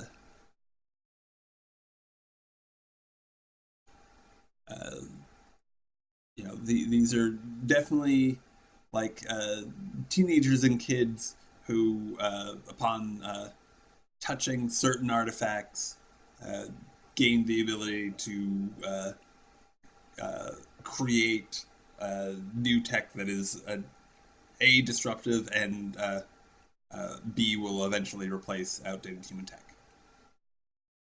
Um, but I think it's a dark period because it's you know, early on it's really out of control, and while some good things happen, a lot of bad things happen.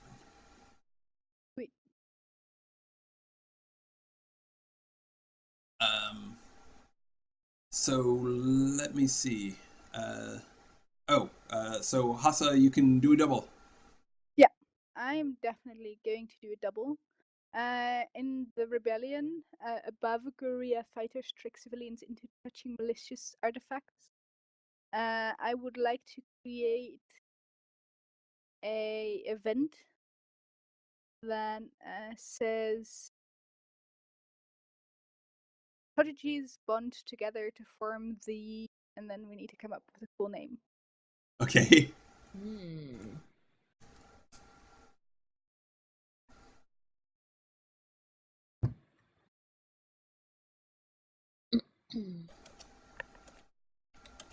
um.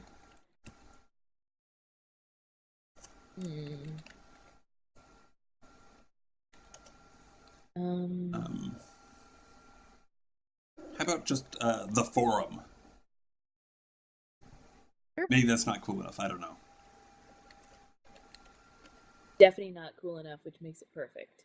Okay. How about this? They just call themselves Humanity. Hmm. Prodigies bond together to create humanity, like with a capital H. Okay. Kind of like that the hacker group Anonymous, capital A. Mm-hmm. Hedwig? Yes, And I'm I trying would to like. type, honey. Oh dear. Um, and I think I want to create an event under that.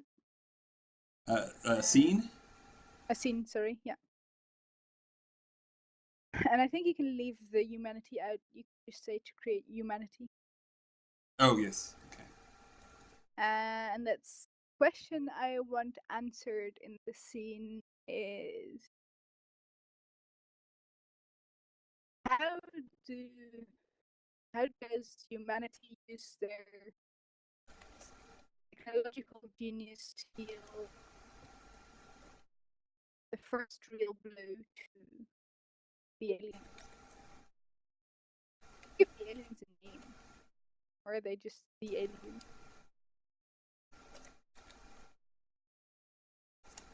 Um. Good question. Either something that shows their emotional control, or something that um, shows how people see them, like the outsiders or something like that.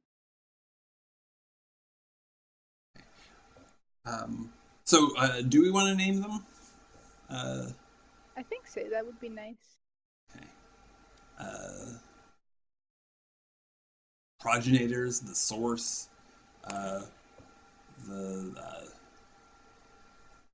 I think it should be something that shows emotional control, like that has something to do with the fact that they control either their emotions or everybody else's.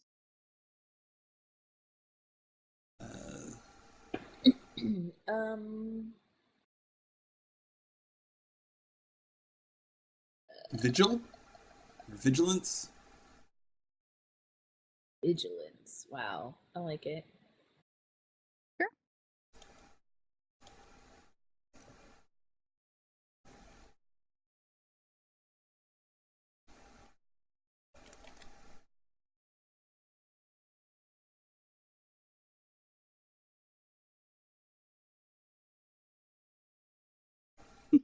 I like how that reads when you don't read like the capital letters. How does humanity use their tech genius to deal the first real blow to vigilance?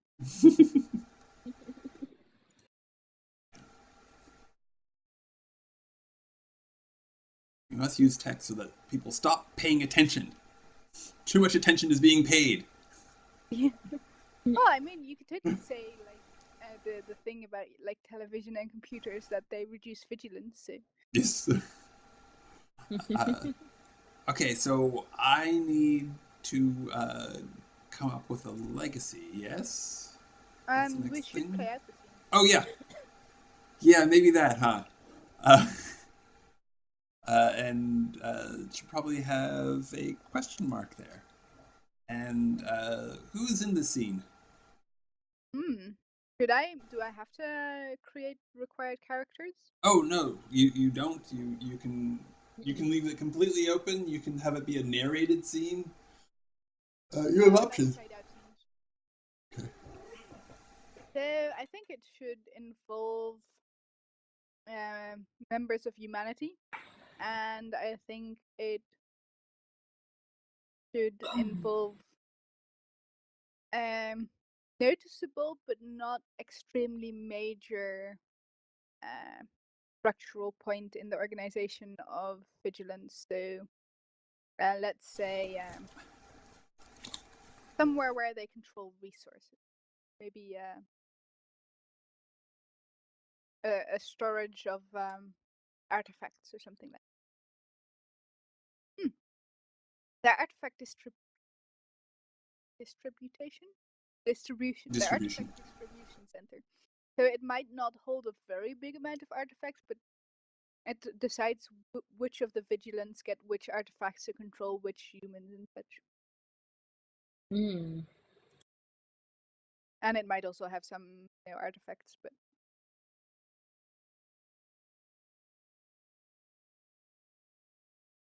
Okay. So yeah, that sort of sets the scene.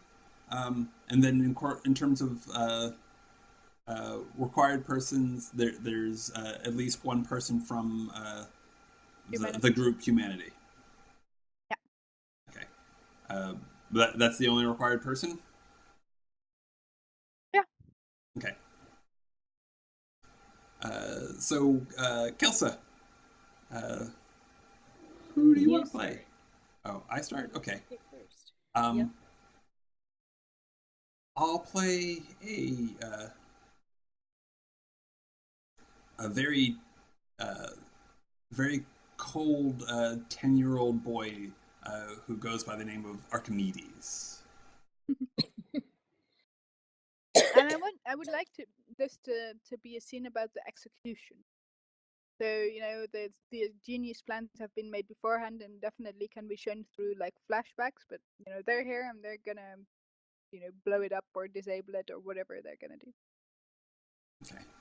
Is Archimedes part of humanity? Yes, yes. Okay. Also, the prodigies bond together to create humanity. Is that a light event or a dark event? Oh, whoops. Because that gives me a better idea as to what character I want to play here. Let's say it's light. Okay.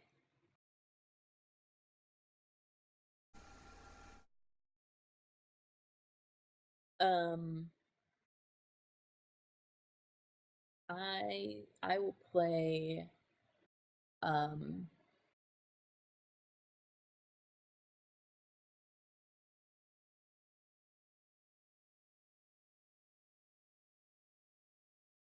16-year-old um You can also play Drake or Isabella if you want to bring one of those back. no, I'm gonna leave him out of it because nebulous future, who knows where they're at. I'm gonna play Timothy. Timothy is 16 and the demolitions expert. He read on the internet how to make thermite out of household, kitchen supplies, and he's ready to implement this plan.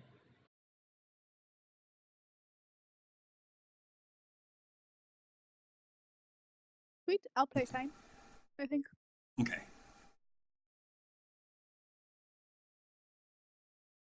So we go through again real quick. What are Archimedes' thoughts coming into this? So he's definitely uh, very focused, very calm, but he's sort of not on the front lines. Like, uh, I think he's sort of uh, coordinating a network of like older people who aren't exactly being like mind controlled, but there's some sort of tech in place that is uh, helping them that's creating sort of this battle voluntary battle euphoria and connectedness.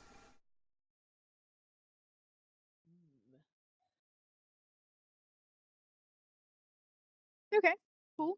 So, whoever is at the front lines, they see um, this big metal dome that has been erected, and inside there's a lot of rooms. Like there's rooms and there's bustling going on of like aliens that are on their way. A lot of the small gray aliens that are generally known as the workers, and here and there you see some of the higher aliens who are running around and are walking around and giving orders and being all high and mighty. So on first contact, Archimedes says over the essentially over the network, but also audibly to. I'm sorry, Kelso. What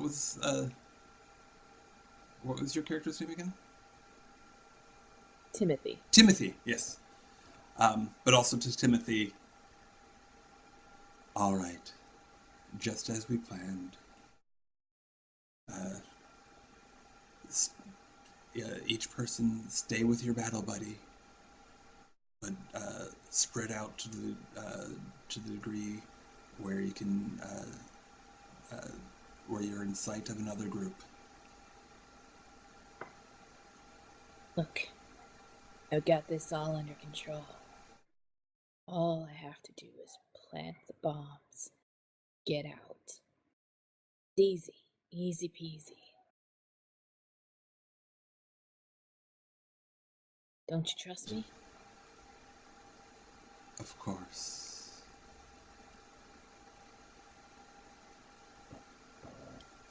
I mean, So Timothy, I are you remember. coordinating together with Archimedes, or are you going in yourself? Archimedes, what was the plan? I'm doing the Okay. plan as laid Okay. Okay. I think it probably is sort of to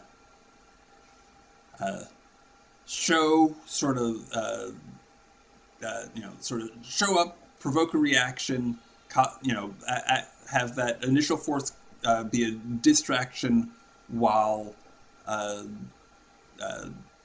second group, possibly led by Timothy, uh, sneaks in through sewers or some other conduit to plant the bomb. User disconnected from your channel. Oh, we lost Tessa again.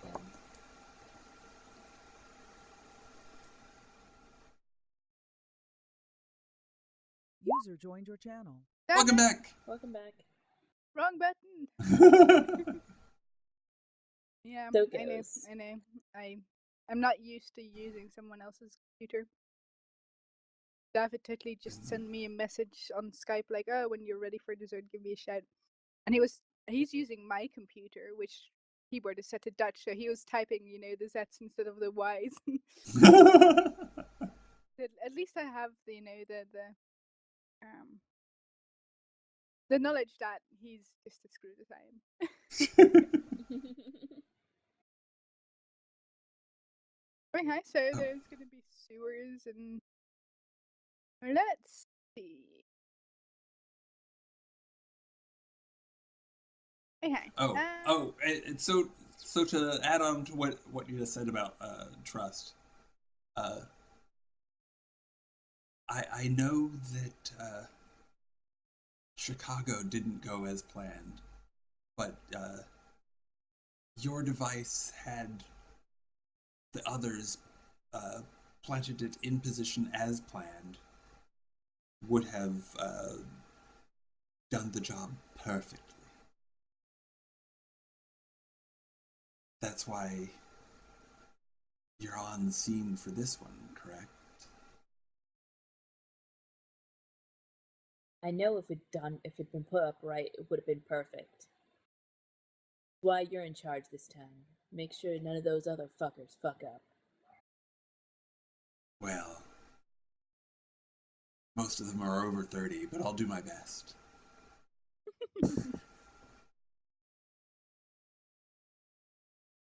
So, the distraction goes flawless as planned.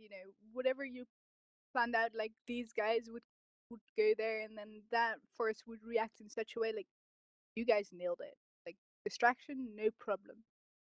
It's not like the building is empty, but there's very little aliens in your way.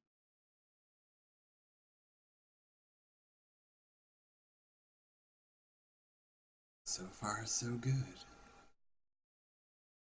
I am. Team 4 is reading. A couple of them are pulling back. Team 6, grenades.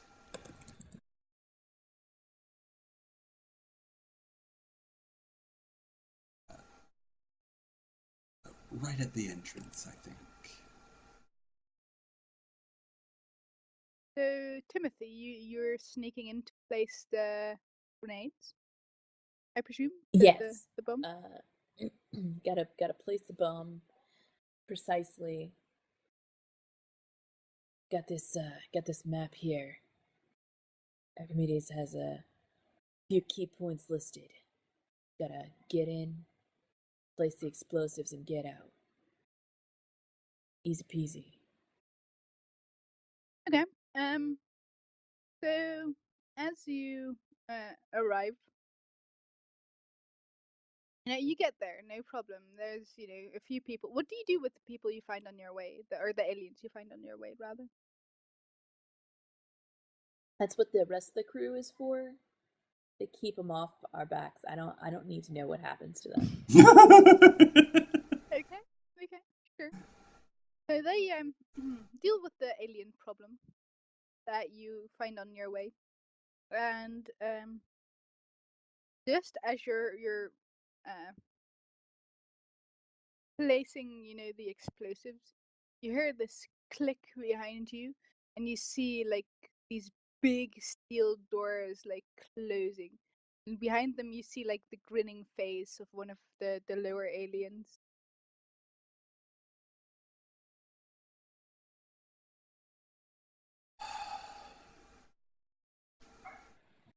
Looks like I... Get out of here. You, rock. He drops back. There weren't supposed to be any aliens here. Archimedes, there's a problem. Yes. Well, okay. There is a problem, but first off, I want to thank Mr. Worst for following. I appreciate it greatly. Yeah. I've seen him around on Adam's channel, and I think on some of the Eric's OAG stuff. So awesome, you rock. And back to this.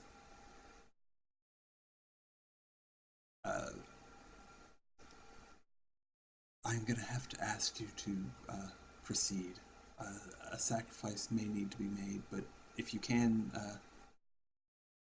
still place the ordnance and escape, do so. I'm on it. Well, And GG. ducks around the other side. There's your backup.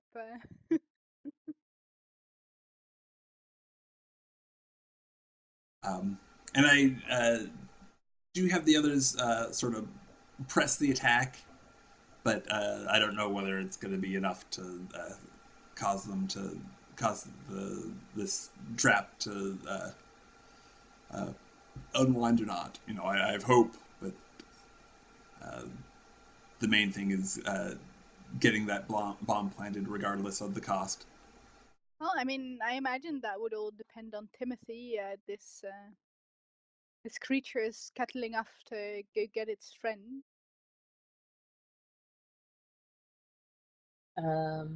Question is Timothy going to end up as a prisoner of war or worse? Or is he going to become, the new general who's shown his great leadership qualities in times of dire need? It's important to place this bomb and take out their facility. That's more important than Timothy's life.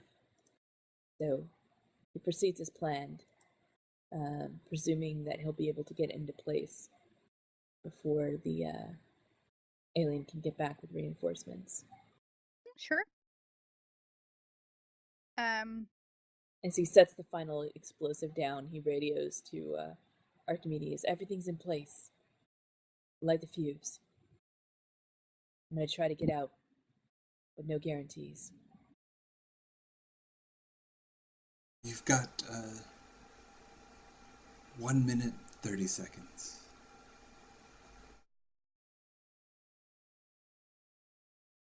And go ahead.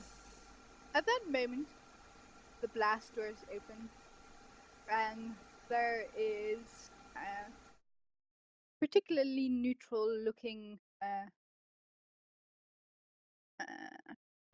higher level alien, and an army of very neutral-looking under aliens, and they have their weapons pointed in your direction. Well, all your directions, I guess.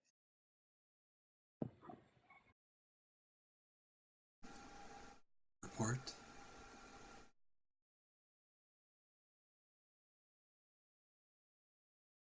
Do you have a sit rep?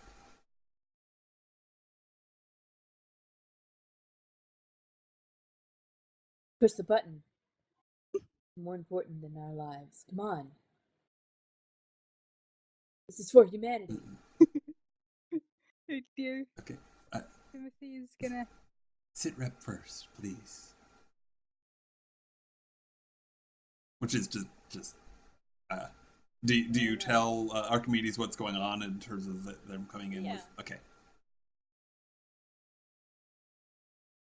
So what is...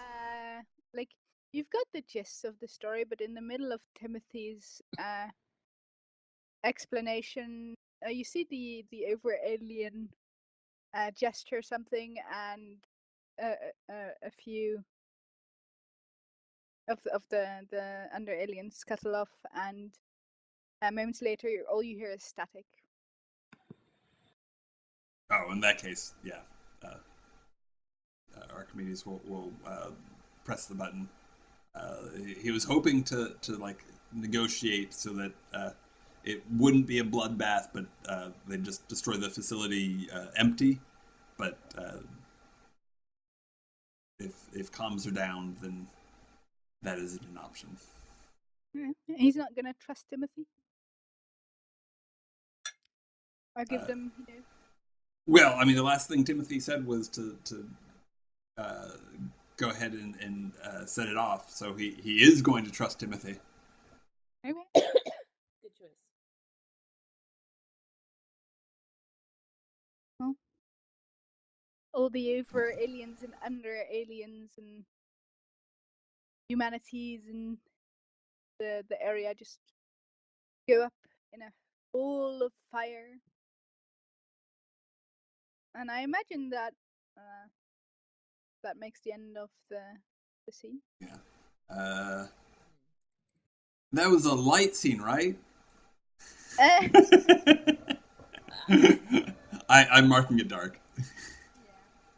I guess that fits with the rebellion being a fucked up thing. You guys mind taking like a 5-minute break or so? Yeah, that Let's seems take like time for good that. timing.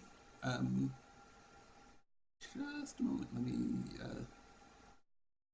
set stuff up for